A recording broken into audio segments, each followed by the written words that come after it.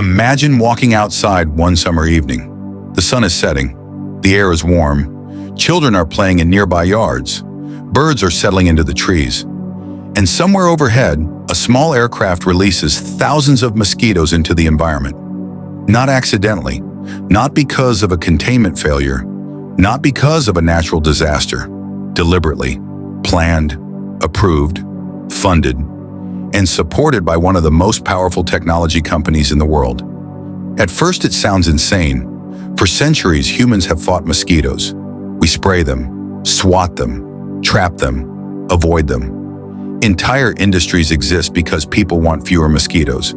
Yet now scientists connected to projects funded by Google are helping release millions of them. Why? Why would anyone intentionally increase the number of one of humanity's most hated insects? The answer begins with a tiny creature responsible for more human deaths than any other animal in history. Not sharks, not snakes, not lions, mosquitoes. Every year, mosquitoes contribute to the spread of diseases that affect hundreds of millions of people worldwide. Malaria, dengue fever, Zika virus, yellow fever, chikungunya, West Nile virus. For thousands of years, these diseases have shaped human history. Entire armies have been weakened by mosquito-borne illness. Cities have struggled against outbreaks. Families have lost loved ones to infections transmitted by insects barely larger than a fingernail. Even today, malaria alone remains one of the world's deadliest diseases. The numbers are staggering. Hundreds of thousands of people die annually from malaria-related causes. Many of them are children. Many live in regions where healthcare resources are limited. For decades, scientists searched for solutions. Mosquito nets helped, insecticides helped, improved medicine helped. But mosquitoes are incredibly resilient. They adapt. They evolve. Some populations develop resistance to pesticides. Others thrive in urban environments. The battle never truly ends. Then researchers began asking a radical question. What if instead of trying to kill every mosquito, we could use mosquitoes against themselves? That idea eventually led to one of the most unusual scientific programs ever attempted. A program involving billions of insects, advanced genetics, artificial intelligence, public health, and a company called Google. The story begins with Google's parent company, Alphabet Inc. Most people know Google because of search engines, maps, YouTube, Android, email, advertising. But Alphabet also funds ambitious scientific and technological projects through organizations focused on solving large global problems. One of those organizations became interested in mosquito-borne diseases. Not because mosquitoes are annoying, because they kill a lot. Researchers realized that traditional mosquito control methods face limitations. Spraying chemicals over enormous regions is expensive. Some insecticides harm beneficial species. Mosquitoes develop resistance. Environmental concerns grow. A new approach was needed, and that is where a company called Verily entered the picture. Verily focuses on health and life sciences technologies. Among its many projects was an unusual effort involving mosquitoes. The concept sounds almost backwards. Release mosquitoes to reduce mosquitoes. Yet that is exactly what scientists proposed. To understand how this works, imagine a population of wild mosquitoes. They reproduce rapidly. A single female can produce hundreds of offspring. Generation after generation, their numbers expand. Now imagine introducing specially prepared male mosquitoes into that population. These males do not bite humans. That surprises many people. Only female mosquitoes seek blood meals. Male mosquitoes primarily feed on nectar. They are not the ones spreading disease. This detail is crucial. Scientists were not releasing swarms of biting mosquitoes to attack communities. They were releasing males, harmless males. But these males carried a secret weapon. Inside them lived a bacterium called Wolbachia. Wolbachia is not some futuristic laboratory invention. It exists naturally in many insect species throughout the world. Researchers discovered something remarkable about it. When male mosquitoes carrying specific strains of Wolbachia mate with wild females lacking the same strain, the eggs fail to develop properly. No viable offspring emerge. The next generation never arrives. The mosquito population begins to shrink. This strategy is known as population suppression. Instead of spraying chemicals, instead of poisoning entire environments, scientists let biology do the work. Every released male becomes a tiny biological intervention. Each mating event quietly reduces future mosquito numbers, one by one, thousands by thousands, millions by millions. The concept was elegant, but could it actually work? Laboratory tests suggested yes. Small field experiments suggested yes. The challenge was scale. Mosquito populations are enormous. To make a meaningful impact, researchers needed a way to produce and release vast numbers of mosquitoes. That is where technology entered the story. Verily developed highly automated systems capable of breeding, sorting, and preparing mosquitoes on an industrial scale. The engineering challenge was extraordinary. Imagine processing millions of tiny insects efficiently and accurately. Male mosquitoes needed to be separated from females. Quality control needed to be maintained. Release schedules had to be optimized. Data had to be collected. Every stage required precision. Artificial intelligence and automation became important tools. Machines performed tasks that would be nearly impossible for humans to accomplish manually at scale. Suddenly, what once sounded like science fiction began looking like a practical public health strategy. Then came the field releases. Millions of male mosquitoes were released in carefully selected locations. Communities were informed. Researchers monitored outcomes. Data flowed in, and the results were impressive. In several trials, mosquito populations dropped dramatically. Some locations saw reductions exceeding 80%. Others achieved even greater suppression under favorable conditions. The implications were enormous.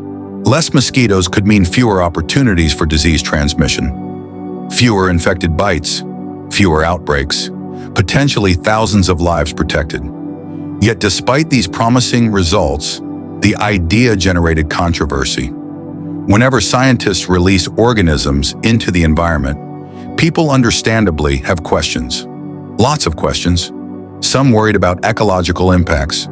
Would reducing mosquito populations affect food chains? Would predators suffer? Could unforeseen consequences emerge? Others feared genetic manipulation. Headlines sometimes described engineered mosquitoes without explaining the details. This created confusion. In reality, different mosquito control programs use different technologies. Some involve Wolbachia, others involve genetic engineering. Still others combine multiple approaches. The public discussion often blended these strategies together, making it difficult to understand exactly what was happening. Scientists emphasized that rigorous testing, environmental assessment, and regulatory oversight were essential. Large-scale interventions require caution. Nature is complex. Even well-intentioned solutions can produce unexpected outcomes. For this reason, releases are monitored extensively. Researchers collect data before, during, and after deployments. Mosquito populations are measured, disease trends are tracked, environmental impacts are evaluated. The goal is not simply to release mosquitoes. The goal is to understand the consequences scientifically. Interestingly, the project highlights a broader shift occurring in modern science. For most of history, humanity fought nature primarily through force. More pesticides, more chemicals, more eradication campaigns. Today, researchers increasingly seek precision, targeted interventions, biological solutions, data-driven approaches. Instead of attacking entire ecosystems, scientists aim to influence specific processes. The Mosquito Project reflects that philosophy. Use biology against biology. Use technology to amplify precision. Reduce harm while maximizing effectiveness. But there is another reason this story captured public attention. Google is not a traditional public health organization. People expect governments to fight diseases. They expect universities to conduct research. They expect medical institutions to develop treatments. They do not necessarily expect a technology giant associated with internet searches and smartphones to become involved in mosquito control. Yet this reflects how interconnected modern challenges have become. Disease control is no longer purely a medical problem. It is also a data problem, an engineering problem, a logistics problem, a systems problem. Technology companies increasingly possess tools capable of addressing these challenges. Artificial intelligence, automation, data analytics, machine learning, advanced manufacturing, When combined with biology, these capabilities create possibilities that barely existed a generation ago. Still, perhaps the most fascinating aspect of the entire story is the sheer scale involved. Millions of mosquitoes sounds like a lot, until you realize wild mosquito populations often number in the billions. Researchers are not trying to overwhelm nature. They are attempting to subtly redirect it, like steering a river by adjusting its flow rather than building a giant wall. The releases are part of a larger strategy, a strategy aimed not at creating more mosquitoes, but ultimately creating fewer. This is the great paradox at the center of the story. Google-funded researchers are releasing mosquitoes because they want there to be fewer mosquitoes.